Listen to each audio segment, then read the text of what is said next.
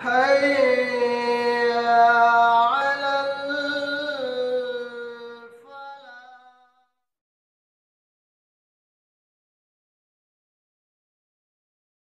السلام علیکم ورحمۃ اللہ وبرکاتہ۔ الحمد للہ رب العالمین، والصلاة والسلام علی رسولہ الکریم، اما بعد۔ اعوذ باللہ من الشیطان اللعین الرجیم، من ہمزہ ونفخہ ونفثہ۔ افلا ينظرون الى الابل كيف خلقت والى السماء كيف رفعت والى الجبال كيف نصبت والى الارض كيف سطحت فذكر انما انت مذكر لست عليهم بمسيطر۔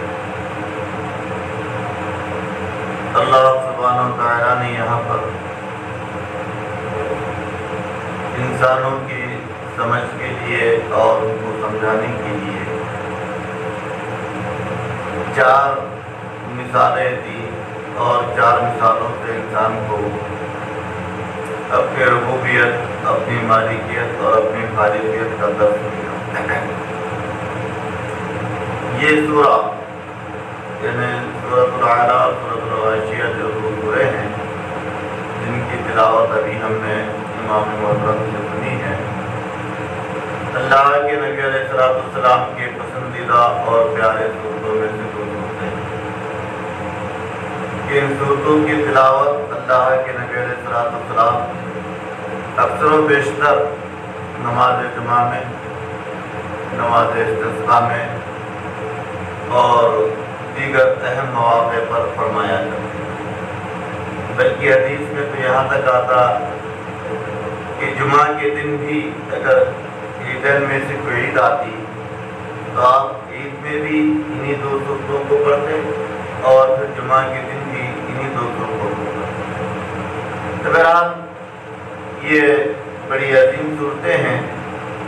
اور اس میں اللہ تعالیٰ نے جنت کا، جہنم کا، دنیا کا، آخرت کا مختصر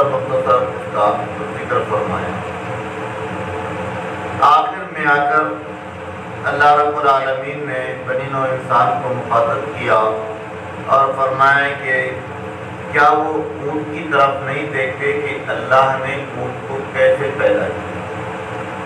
اونٹ ایک عجیب الخلقت جانور ہے، وہ اپنی فطرت کے اعتبار سے بھی اور اپنی پیدائش کے اعتبار سے بھی دوسرے سارے جانوروں سے الگ تھلگ ہے۔ فطرت تو اس کی یہ ہے کہ اس کو اگر کھانے پینے مل جائے تو کھا پی لیتا ہے، اور کھاتا پیتا ہی نہیں بلکہ اپنے لیے اپنے پیٹ میں اکٹھا بھی کر لیتا ہے، کھانا بھی اور پانی بھی۔ چنانچہ 15 دن تک بھی وہ بغیر کھائے پی کے رہ جاتا ہے۔ صحرائی جانور ہے، عام جانوروں کی طرح نہیں کہ صبح بھی چاہیے، شام میں بھی چاہیے، 2 دن اگر پانی نہ ملے تو نڈال ہو جائے۔ صحرائی جانور ہے، جفاکش ہے، محنتی ہے اور سخت جان ہے، 15 دن بھی بغیر کھائے پیے کے رہتا ہے۔ دوسرا یہ کہ اللہ سبحانہ وتعالیٰ نے اس کی خلقت ایسے کی، ایسے اس کو پیدا کیا کہ اس کی پیٹھ پر کوہان جو ہوتی ہے، چھوٹی سی پوٹلی، تو دراصل وہ چربی ہوتی ہے، اور حقیقت میں وہ اس کی غذا ہوتی ہے کہ جب کبھی اس کو کھانا نہیں ملتا، پانی نہیں ملتا اور کئی دن ایسے گزر جاتے ہیں تو وہ جو اس کے پیٹھ پر چربی ہے وہ پگھل کر اس کے لیے توانائی کا کام کرتی ہے اور اس کے لیے جو ہے غذا کا کام دیتی ہے۔ پھر جب کبھی اس کو کھانا پینا مل جاتا ہے تو وہ ابھر جاتی ہے اور ان کے سامنے دکھائی دیتی ہے، اور ظاہری شکل و صورت کے اعتبار سے بھی، اس کے آنکھ کے اعتبار سے، اس کے کانوں کے اعتبار سے، اس کے پیروں کے اعتبار سے، اس کے حیت کے اعتبار سے یہ عام جانوروں سے بالکل الگ ہے۔ ہر چیز ٹیڑھی، مثل مشہور بن گئی ہمارے پاس تو اردو میں، اونٹ تیری کون سی کلچی تھی، کون سی کلچی سیدھے، نہ دم سیدھی ہوتی ہے اس کی، نہ کان سیدھے ہوتے ہیں اس کے، نہ آنکھ سیدھی ہوتی ہے اس کی، آنکھیں بھی اللہ تعالیٰ نے اس کی ایسی بنائی ہیں چونکہ وہ صحرائی جانور ہے، صحرا میں رہتا ہے، ریتی میں رہتا ہے، ریتی میں طوفان بھی آ جاتے ہیں، مٹی بھی بہت زیادہ اڑتی ہے، گرد و غبار ریتی کے ذرات بھی اڑتے ہیں، اور بعض دفعہ تو ایسے ہوتا ہے کہ آج شام میں آپ دیکھیں گے کہ یہاں پر صحرا ہوتا ہے، سیدھا سادہ میدان ہوتا ہے، صبح ہونے تک کے ریتی کے پہاڑ بن جاتے ہیں، وہاں پہ صحرائی طوفان آتا ہے۔ تو اس مناسبت سے اللہ نے اس کی آنکھیں ڈبل آنکھیں کی ہیں، ایک آنکھ جو ظاہری ہوتا ہے اس پہ ایک پردہ ہوتا ہے، ایک اور پردہ ہوتا ہے اس کے اوپر، یعنی بوقت ضرورت وہ ایک آنکھ کے اپنے پردے کو، ایک شٹر کو ڈاؤن کر کے چلتا بھی ہے، اور دوسرے پردے سے مزید کب زیادہ اگر تکلیف ہونے لگے تو دوسرا پردہ دوسرے شٹر سے بھی اپنے آپ کو محفوظ کر لیتا ہے۔ یہ اور اس کے علاوہ محققین نے اس کے بڑے عجیب و غریب خصلتیں نقل کی۔ تو چونکہ یہ عربوں کا جانور ہے اور اولین مخاطبت قرآن مجید کے عرب لوگ ہیں، تو اللہ پاک نے ارشاد فرمایا وَإِلَى الْجِبَالِ كَيْفَ أَفَلَا يَنظُرُونَ إِلَى الْإِبِلِ كَيْفَ خُلِقَتْ، کیا ان لوگوں نے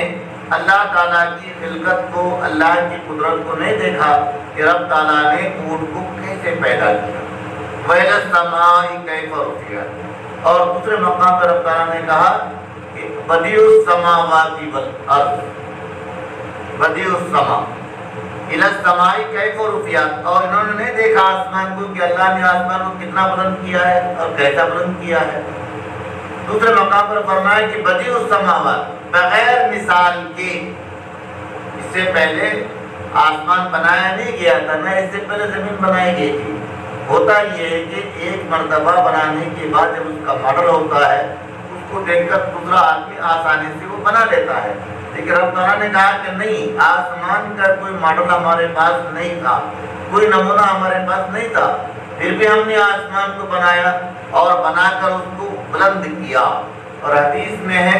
صحیح حدیث ہے، اللہ کے نبی علیہ السلام نے ارشاد فرمایا کہ جب اللہ نے آسمان اور زمین کو بنایا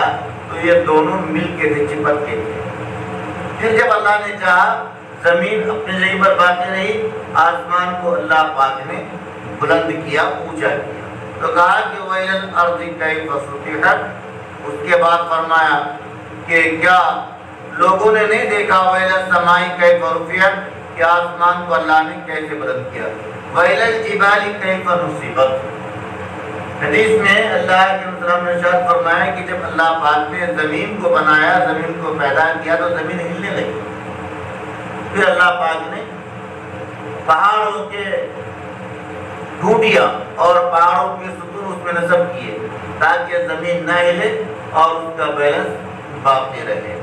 اللہ نے فرمایا کہ ہم نے پہاڑوں کو جو ہے زمین کی ٹوٹیاں بنایا، تو زمین بذات خود ایک اللہ تعالیٰ کی عجیب الخلقت ہے کہ اس کے اندر اللہ نے عجیب و غریب صلاحیت رکھی، اور یہ نہیں، ہر علاقے کی زمین، ہر خطے کی زمین اللہ پاک نے الگ الگ قدرت کی بنائی ہے۔ شکل کے اعتبار سے بھی کہیں اس کی رنگت کالی ہے، کہیں اس کی رنگت بھوری ہے، کہیں زمین کی مٹی لال ہے، اور عجیب عجیب قسم کی زمین بنائی ہے۔ فطرت کے اعتبار سے بھی کہ بعض زمین میں جو ہے اناج اگتا ہے، بعض زمینوں میں پھل اگتا ہے، بعض زمینوں میں پھول اگتے ہیں، تو اس طریقے سے ہر زمین ہر چیز کو نہیں پیدا کرتی، مختلف فطرت بھی اللہ نے زمین کو بنایا۔ تو کہا کہ زمین کو دیکھو کہ اللہ نے کیسے اس کو بچھا دیا، سطح اللہ نے زمین کو بچھایا تاکہ اس پر انسان چل سکے اور اس پر انسان اپنی زندگی گزار سکے اور اپنے ضرورت کے مطابق اس کو استعمال کر سکے۔ چنانچہ اللہ نے زمین کو انسان کے تابع کر دیا۔ حالانکہ یہ سب چیزیں بہت بڑی بڑی ہے، جاندار میں سے اونٹ یہ بہت بڑی مخلوق ہے، انسان اس کے مقابلے میں بہت گونا اور بہت چھوٹا ہے، لیکن اس کے باوجود اللہ نے اس کے نکیل کو انسان کے ہاتھ میں دی، اس کو مسخر کر دیا، نرم کر دیا، تاکہ وہ اس پہ سواری کر سکے، تاکہ وہ اس کا گوشت کھا سکے، تاکہ وہ اس کا دودھ پی سکے، تاکہ وہ اس کے ذریعے سے اپنی کھیتی باڑی کر سکے۔ جس طریقے سے ہم دیگر جانوروں کا بیل اور بھینسیں وغیرہ سے ہمارے پاس کھیتیاں کرتے ہیں، عرب میں اس زمانے میں بھی جانور کے ذریعے سے، بالخصوص اونٹ کے ذریعے سے کھیتی بھی کرتے تھے، اور اس پر پانی وغیرہ لاد کے بھی لایا جاتا تھا۔ تو آسمان یہ انسان کی بلندی سے بہت زیادہ اونچا ہے۔ اس کے باوجود اللہ نے آسمان میں کیا کیا؟ آسمان سے بارش برساتا ہے انسانوں کے لیے، اور آسمان پر اللہ تعالیٰ نے چاند کو، سورج کو، سیاروں کو، ستاروں کو بھی آویزہ کر دیا تاکہ اس کے ذریعے سے انسان کو روشنی بھی ملے اور اس سے ان کو فائدہ بھی ہو۔ پہاڑ کے ذریعے سے بھی، یہ پہاڑ اتنے بلند بانا ہے، انسان جب چاہتا ہے اس کا پتھر کاٹتا ہے، جب چاہتا ہے اس کی بلندی پر چڑھ جاتا ہے، اور جس طریقے پر چاہتا ہے اس کو استعمال کرتا ہے۔ اور زمین، انسان نے چاہا تو اس کو کھیتی بنا لیا، انسان نے چاہا تو اپنا مکان بنا لیا، انسان نے چاہا تو اس کے لیے جس طریقے پر بھی چاہا اس نے استعمال کر لیا۔ تو یہ چار چیزیں وہ کہ انسان کے وجود سے بہت زیادہ بڑی ہیں، اور ہونا تو یہ چاہیے کہ جو بڑی چیز ہے چھوٹی چیز کو دبا دے، لیکن اللہ نے انسان کو اتنی قدرت دے رکھی ہے، انسان کو اتنی عقل دی ہے اور اتنی سمجھداری دی ہے کہ وہ اپنی عقل اور سمجھداری کے ذریعے سے ان چاروں چیزوں کا استعمال اپنے فائدے کے لیے کرتا رہتا ہے۔ فرمایا کہ فذکر، اے ہمارے پیغمبر علیہ السلام آپ لوگوں کو نصیحت کرتے رہے، انما انت مذکر، کہ آپ کا عہدہ یہ ہے، آپ کا مرتبہ یہ ہے، آپ کا مقام یہ ہے، اللہ نے آپ کو رسالت اور نبوت اسی لیے دی ہے تاکہ آپ لوگوں کو نصیحت کرتے رہے، ان کو سمجھاتے رہے، ان کو بتاتے رہے۔ لست علیہم بمسیطر، ہاں آپ ان پر داروغہ نہیں ہیں، جبر پکڑ کے لائیں، زبردستی اسلام میں داخل کر دیں، زبردستی جو ہے اسلامی احکامات پر ان کو عمل کروائیں، یہ آپ کا کام نہیں۔ یہ ہدایت کے بعد والی بات ہے، آپ کا کام پہنچانا، اللہ کا کام ہدایت دینا۔ اللہ جس کو چاہے گا ہدایت دے گا، جس کو چاہے گا سیدھے راستے پر لائے گا، اور جس کو چاہے گمراہی کے لیے چھوڑ دے گا۔ آپ کی ذمہ داری وہاں ختم ہو جاتی ہے کہ جب آپ کی طرف نازل کردہ چیز آپ نے لوگوں تک پہنچا دی، اللہ کا پیغام دیا، اللہ کے بندوں تک پہنچا دیا، آپ کا کام ہو گیا۔ لست علیہم بمسیطر، آپ سے قیامت کے دن یہ نہیں پوچھا جائے گا کہ فلاں آدمی ایمان کیوں نہیں لایا تھا اور فلاں آدمی ہدایت کے راستے پر کیوں نہ چلا تھا۔ جیسا کہ حدیث میں ہے، اللہ کے نبی علیہ السلام نے ارشاد فرمایا، قیامت کے دن کچھ پیغمبر ایسے آئیں گے کہ جن کے ساتھ بہت تھوڑے ان کے ماننے والے ہوں گے، اور بعض لوگ پیغمبر ایسے بھی آئیں گے کہ جن کے ساتھ ایک ایک دو ان کے متبعین ہوں گے، اور کچھ پیغمبر ایسے بھی آئیں گے کہ وہ یکا اور تنہا ہوں گے، ان کا ماننے والا، ان کا پیروکار، ان کا متبع، ان کا فرما بردار، ان پر ایمان لانے والا ایک بھی نہ رہے گا۔ حالانکہ ان نبیوں نے، رسولوں نے، پیغمبروں نے پوری زندگی محنت کی ہوگی، پوری زندگی تبلیغ کی ہوگی، پوری زندگی سمجھایا ہوگا، مگر یہ کہ لوگ ان پر ایمان نہیں لائیں گے، تو وہ پیغمبروں سے یہ سوال نہیں ہوگا کہ تمہارے ماننے والے کتنے ہیں اور کیوں ہیں۔ پیغمبروں سے صرف یہ سوال کیا جائے گا کہ تم نے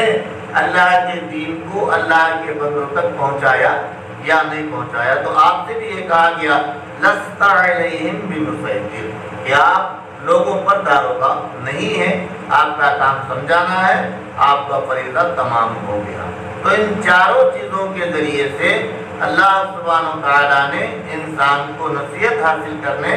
اور درس حاصل کرنے اور سبق حاصل کرنے کی بات کی کہ انسان ان تخلیقات کو دیکھے، اللہ کی ان مخلوقوں کو دیکھے، اللہ کی ان پیدائش کو دیکھے کہ اللہ نے کس طریقے پر اللہ نے ان کو پیدا کیا، پھر انسان کے حوالے کیا، انسان کو ان پر قدرت کی اور ان سے مختلف قسم کے فائدے انسان اٹھاتا ہے۔ تو ایسی صورت میں انسان پر لازم ہے کہ وہ اللہ کی قدرت کا قائل ہو جائے، اللہ کی قدرت کو تسلیم کر لے اور اللہ کی نعمتوں پر اللہ کا شکر بجا لائے جو کچھ کہ اللہ نے ان کو دیا ہے۔ دعا ہے کہ اللہ رب العالمین کئی سنی باتوں پر اللہ پاک ہم کو عمل کے توفیق نصیب فرمائے، اور قرآن عظیم سے اللہ رب العالمین ہمارے نسبت کو تا حیات یوں ہی باقی رکھے، آمین یا رب العالمین۔ بارک اللہ لنا ولکم فی القرآن العظیم۔ سبحان اللہ بحمدہ، سبحانک اللہم وبحمدک، اشہد ان لا الہ الا انت، استغفرک